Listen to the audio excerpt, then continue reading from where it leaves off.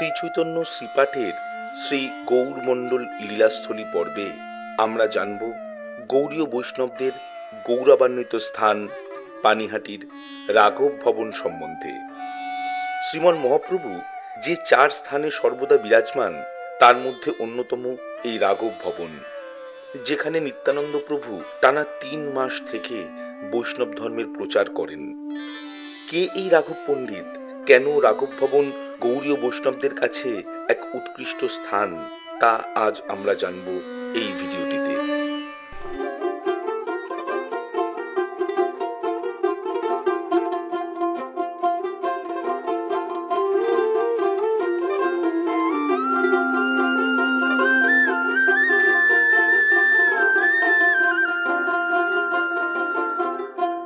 শ্রী শ্রী রাধা রমণ জয়তি।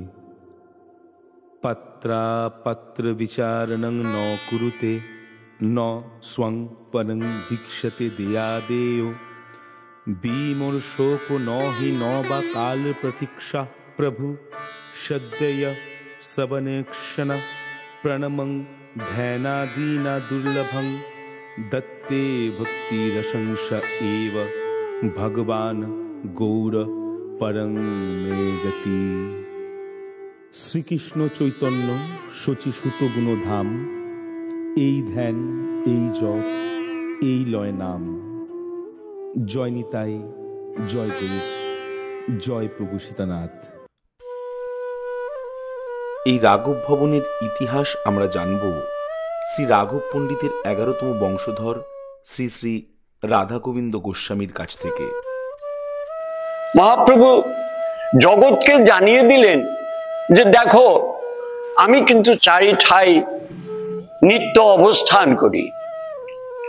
নিতায়ের নর্তনে, শচীর রন্ধনে, শিবা সঙ্গনে, রাঘব ভবনে।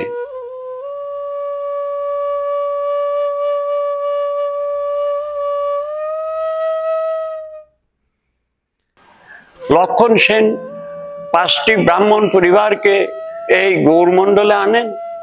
মুখোপাধ্যায়, চট্টোপাধ্যায়, বন্দ্যোপাধ্যায়, গঙ্গোপাধ্যায়, উপাধ্যায়। গঙ্গানারায়ণ বন্দ্যোপাধ্যায় ছিলেন রাঘব পণ্ডিতের দাদুর নাম। দেবীপ্রসাদ ছিলেন রাঘব পণ্ডিতের বাবার নাম। গঙ্গানারায়ণ ছিল কান্যকুঞ্জের। ইনি তন্ত্র সাধনা করতেন। দেগঙ্গায় তিনি রাজবাড়িতে পুজো করতে গিয়ে পুজো করে যখন আসছিলেন, নৌকোয় আসছিলেন, একটা বালক আর একটা বালিকা ওই নৌকোর মাঝিকে বলে, ও সুজন মাঝি, যে আমরাও যাব। গঙ্গানারায়ণ বললেন যে ওদের তুলে নে।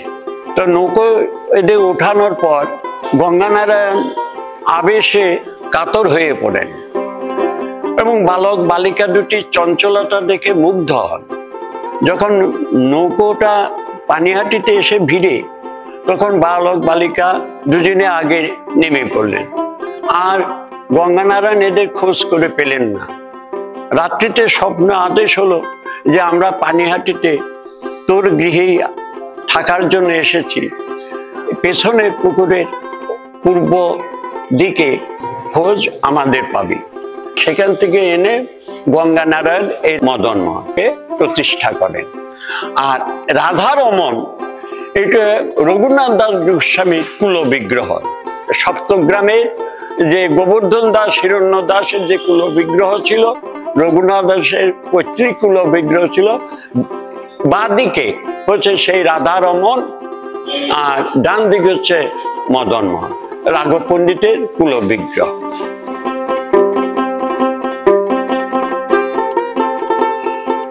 এই নিতাই গৌড়ের একটা আশ্চর্য ইতিহাস আছে।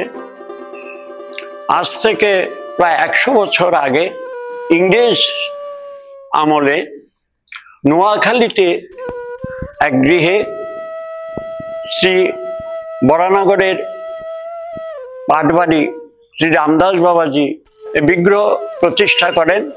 যে গৃহে প্রতিষ্ঠা, তাদের সেবা পূজা অসুবিধা হয়, সে বিগ্রহ কলকাতাতে আনতে গিয়ে কাস্টমস ধরে এবং কাস্টমের কাজটা দিতে দীর্ঘদিন রাখার পর নিতাই গৌর কাস্টম অফিসারদের স্বপ্নে জানালেন, আমাকে ছেড়ে দে, আর কতদিন রাখবি, আমি যার তাদের দিয়ে দে।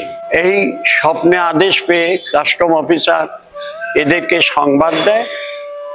এরা বর্ডার থেকে সে নিতাই গৌরকে নিয়ে আসেন, এসে রাঘব ভবনে প্রস্তাব দেন। সেই থেকে নিতাই গৌর রাঘব ভবনে আজও সেবিত হয়ে চলছে।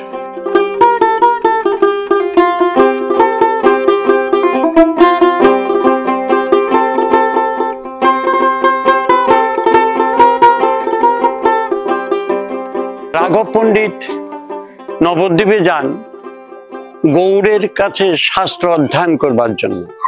মনের ইচ্ছা জেগেছিল যে তিনি সংসার ত্যাগ করে গৌড়ের সেবায় নিজেকে নিয়োজিত করবে। শ্রীমন মহাপ্রভু রাঘব পণ্ডিতকে পাঠালেন যে তুমি যাও, আমি সময় মতো তোমার কাছে তোমার গৃহে যাব। শ্রীমন মহাপ্রভু দুবার রাঘব ভবনে এসেছিলেন। একবার বৃন্দাবন যাবার পথে, আর একবার কানাই নাটশালা রূপ সনাতনকে উদ্ধার করে যখন ফিরছিলেন তখন দ্বাদশী পালন করে রাঘব ভবন থেকে চলে যান। হয়তো দশমীর দিন এসেছিলেন বা তার এটা বিস্তৃত পাওয়া যায় না। আর এই একবার আর একবার এসেছিলেন চৈত্র মাসে কৃষ্ণপক্ষে একাদশী তিথিতে রাঘব ভবন একাদশী করে দ্বাদশী পালন করে বরানগরে ভাগবত আচার্যকে উদ্ধার করবার জন্য গঙ্গা বক্ষে নৌকোযোগে বরানগরে পৌঁছিয়েছিলেন। এই দুবার শ্রী রাঘব ভবনে মহাপ্রভু এসেছিলেন।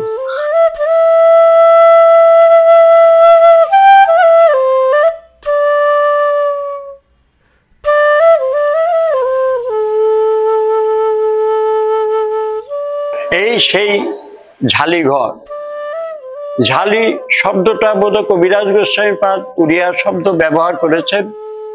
ঝালি শব্দ হচ্ছে সেবার দ্রব্য, যে ঝালির মধ্য দিয়ে গৌর মণ্ডলের সঙ্গে নীলাচলের সেতু বন্ধন হয়ে আছে।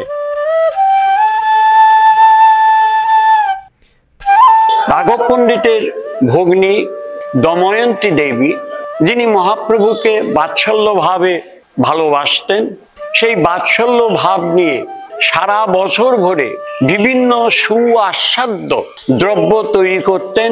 রথের আগে সেন শিবানন্দের পরিচালনায় প্রভু নিত্যানন্দ, অদ্বৈত, নরহরি এবং অনন্ত পরিকরগণ গৌর দর্শনের নিমিত্ত পুরী যাত্রাকালীন এই সুআস্বাদ্য সেবা দ্রব্য নিয়ে শ্রী রাঘব পণ্ডিত নীলাচল অভিমুখে প্রতি বছর যেতেন। প্রায় 1.5 মাস 2 মাস লেগে যেত হেঁটে যেতে নীলাচলে।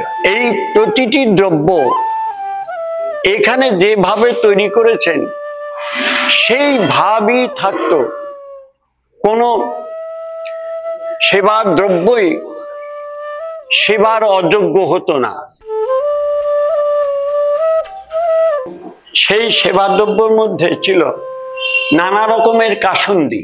এই যে আমরা কাসুন্দি, এই যে তেঁতুলের কাসুন্দি, নানান কাসুন্দি যত রকম, বর্তমানে আমরা সেগুলো তৈরি করতেও পারবো না। এত রকমের কাসুন্দি, অন্তত 1-150 রকমের আইটেম দময়ন্তী দেবী তৈরি করে দিয়েছেন।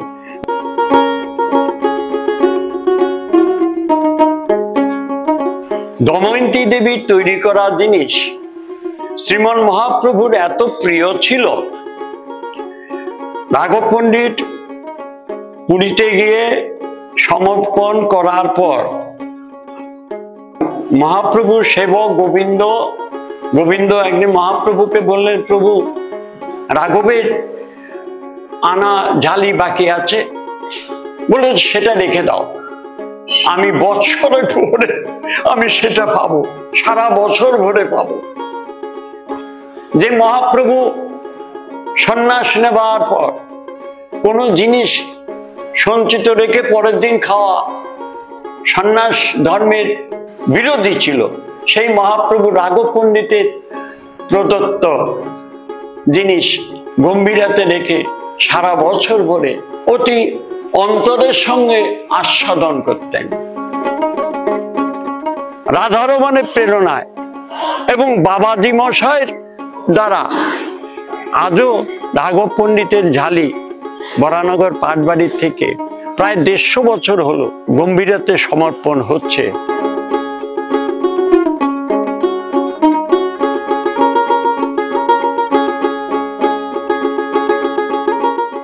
রাঘবের ঘরে রাধে রাধারানী। রাঘব পণ্ডিত ব্রজলীলায় ছিলেন ধনিষ্ঠা মঞ্জুরি, সেই ধনিষ্ঠা সখী এখানে আছেন। তাই রাধারানী সেই ধনিষ্ঠা সখীকে নিয়ে মহাপ্রভু নিত্য আছেন, তার সেবা, সেই কৃষ্ণই সেই সেবা করবেন। তাই রাধারানী এসে রান্না করতেন এবং ধনিষ্ঠা সখী তার জোগাড় দিতেন। আমি এখানে আজ থেকে 50 বছর আগে আমি বলি, আমাকে আশেপাশে কিছু ভক্ত ছিল, তারা বলতো যে প্রভু গভীর রাত্রিতে একটা সুগন্ধ, রান্নার সুগন্ধ রাঘব ভবন থেকে ওঠে। তুমি গন্ধটা পেয়েছো? মানে হ্যাঁ। আমি ধন্য তুমি, তাকে আমি বুকে জড়িয়ে ধরলাম।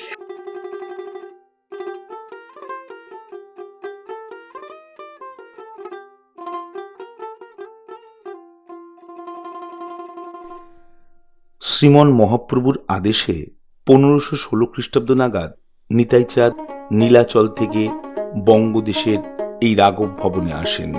শ্রী রাঘব পণ্ডিত এই স্থানেই নিতাইচাঁদের রাজকীয় অভিষেক করেন। অভিষেকের সময় নিতাইচাঁদ কদম ফুলের মালা পরতে চান, কোথাও কদম ফুল পাওয়া যায় না। অবশেষে নিতাইচাঁদের অহৈতুকী কৃপায় রাঘব ভবনেরই এক জাম্বির বৃক্ষে অসংখ্য কদম ফুল ফুটতে দেখা যায়। শোনো শোনো রাঘব, আজ আমার গোপ্য কথা কই, আমি বিনে নিত্যানন্দ অন্য নই। যেই নিতাই সেই আমি, ভেদে নাই অকপটে একথা কহিল তোমার। সাধু সাবধান, নিতাইরে করিও না অবজ্ঞান, সেবিহ যেন ভগবান জ্ঞান। মহাযজ্ঞেশ্বর হইতে যাহা পাইতে দুর্লভ, একলা নিত্যানন্দ হইতে জগত পাইবে সুলভ। প্রকৃত নিত্যানন্দের অভিষেক শ্রীমন মহাপ্রভু নিজে করে গেছেন এই রাঘব ভবনে দাঁড়িয়ে।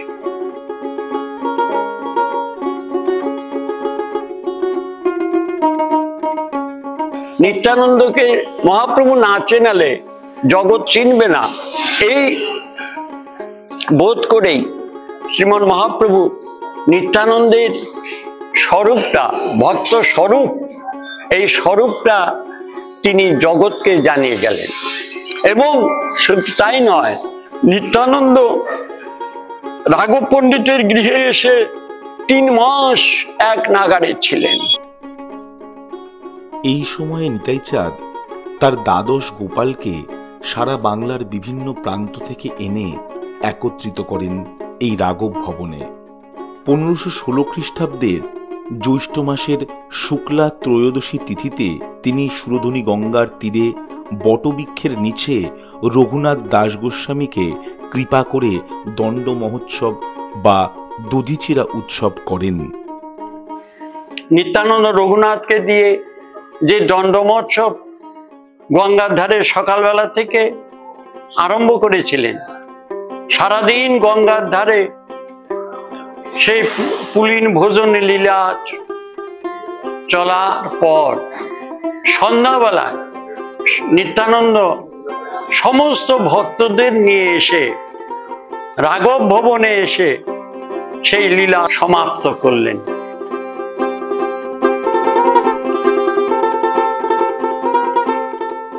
মাধবী লতা প্রভু নিত্যানন্দের খুব প্রিয় ছিল। মাধবী লতার ফুল, তাই নিত্যানন্দের আদেশে এই মাধবী লতা গাছটি পোতা হয়। পরবর্তীকালে এখানে রাঘব পণ্ডিতের বস্ত্র বা পুষ্প এগুলি সমাধি দিয়ে রাঘব পণ্ডিতকে প্রকট রূপেও এখানে রাখা আছে।